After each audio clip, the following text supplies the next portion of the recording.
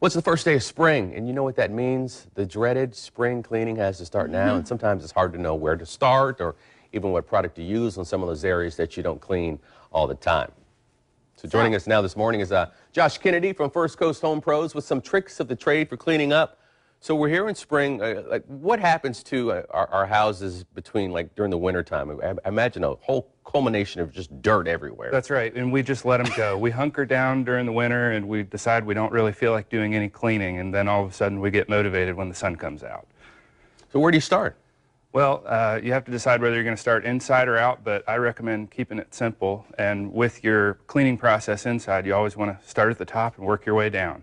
That makes sense. Yeah, because, sometimes when you do the bathroom, sorry, I do this sometimes, but you clean the counter first, and then you're like, oh, wait, the mirror, and then it gets all over the counter again. Exactly. So what are some other tips like that, and just some small things? I think people forget about the baseboards and... They do, yeah, and I really recommend keeping it simple, especially when referring to your process and also your cleaning solutions. You always want to keep it simple. So what are some of those cleaning solutions that we see here? Well, some of the best ones here are the ones without the fanciest labels. One of my favorites is hydrogen peroxide. You can use this on a lot of synthetic fibers, and you can do it on organic stains. And another is a squeegee here. It looks pretty nondescript, but when it comes to cleaning windows, everybody wants to know what the magical trick is, and really it's a squeegee.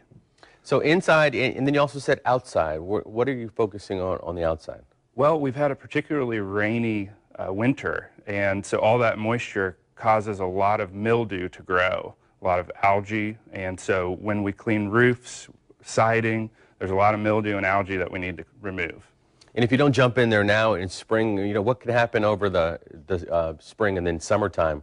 I mean, I imagine it gets worse. Yep, the warmth and humidity of the summer, it just gets worse, and if you've got wood, you can get rotten wood as a result. So maintenance is really important, especially here in Florida. So what's the most dreaded place to clean that you hear, besides the toilet?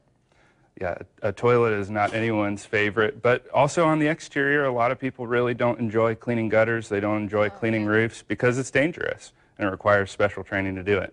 You mentioned to me that, if you don't want to do the cleaning yourself, you can bring all this stuff to people's houses and handle it for them. Do you find a lot of people go that route? Oh, yeah, absolutely. And it's something that it's easy to do. It's less expensive than you think to have a professional do it. And people find that they really enjoy the relaxation it brings them. I know when I just moved out of my apartment that I was in before, I had to there was a checklist, and if it wasn't cleaned immaculately, then they would charge you. So you probably have a lot of customers like that, or like you said, people who physically just can't get up on the roof, right? Absolutely, we do. And we've got a lot of information as well on our website, firstcoasthomepros.com, that you can gain about lists that we can do for, like you said, an apartment move out or whatever the case may be. And I imagine if you just keep up with it every 2 weeks during the wintertime, you don't get to this point where you're overwhelmed with this whole spring cleaning thing. Even though it's seasonal, maintenance is key.